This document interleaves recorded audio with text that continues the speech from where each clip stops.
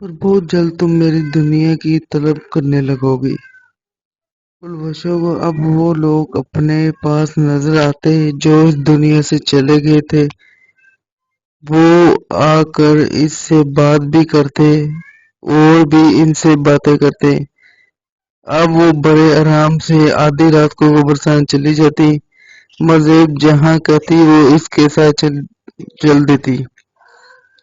ایک روز ابراہیم صاحب گھر میں سورۃ البقرہ کی تلاوت کرنے لگے، جس پر پلوشا کی حالت کافی بگڑنے لگی تھی۔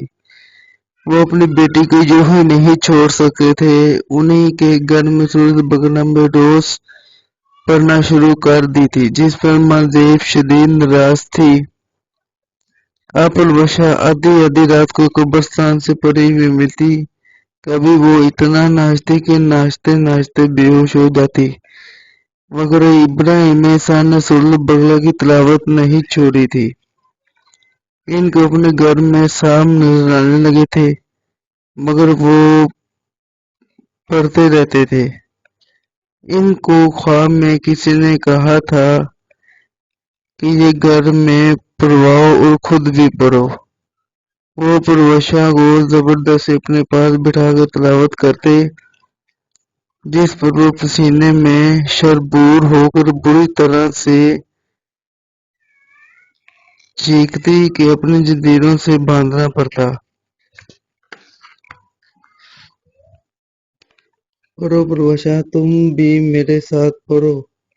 ابراہیم صاحب تلاوت کرتے ہوئے روتے اور بولتے۔ وہ اپنی بیٹی کی ایسی حالت پر ٹوٹ گئے تھے کہ مگر انہوں نے کسی صورت میں اس ماں زیب سے اپنی بیٹی کا پیچھا چھڑوانا تھا۔ بہت مشکلوں سے پلوشا نے ان کے ساتھ تلاوت کرنا شروع کی۔ آہستہ آہستہ وہ نارمل زندگی کی طرف آنے لگی، اور پھر ابراہیم صاحب نے ایک بڑے عامل کے کہنے پر پلوشا کو ملک کے باہر اپنی ایک عزیزہ کے پاس بھیج دیا۔ پلوشا امریکہ میں رہتی ہے اور وہاں تعلیم بھی حاصل کر رہی ہے۔ میری ان سے کچھ دنوں پہلے موبائل پر بات ہوئی تھی کہ رک رک کر بولنے والی پلوشا کو مجھے بار بار مخاطب کرنا پڑ رہا تھا۔ ایسا لگتا تھا کہ وہ بات کرتے ہوئے کہیں کھو جاتی ہے۔ کیا ماں زیب نے تمہیں ابھی چھوڑا نہیں؟ میرے پوچھنے پر وہ چپ سی ہو گئی تھی، مگر جب بولتی تھی تو اس کے لہجے کی نمی کو صاف محسوس کیا جاتا تھا۔ نہیں فرق، اس نے مجھے نہیں چھوڑا۔ وہ آج تک میرے ساتھ ہے۔ ہاں، پر اب وہ مجھے نظر نہیں آتی، مگر اب بھی اس کو اپنے میں آس پاس محسوس کرتی ہوں۔ وہ مجھے بولتی ہے کہ میں نے اس کی محبت کا یہ صلہ دیا۔ وہ بولتی ہے پلوشا، تم خوشیوں کے لیے ترسو گی،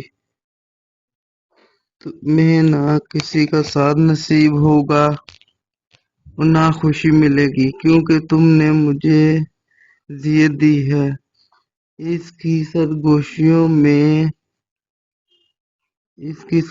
میں اکثر سنتی رہتی ہوں، اور اس سے ٹھیک کہا ہے کہ میں یہاں امریکہ میں قابل اسٹوڈنٹ ہوں۔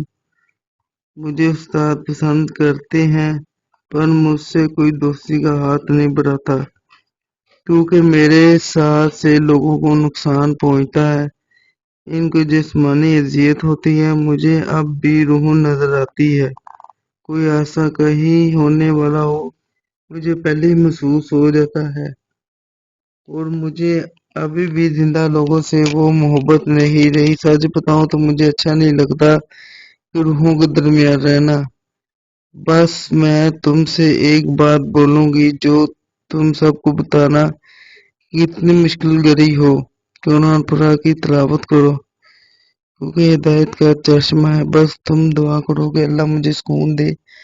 میں بہت بے سکون رہتی ہوں۔ آج بھی اتنے سال گزرنے کے بعد جب چاند کی 14ویں تاریخ آتی ہے تو ماں زیب مجھے اذیت دیتی ہے اور میری دردناک چیخیں نہیں تھمتی۔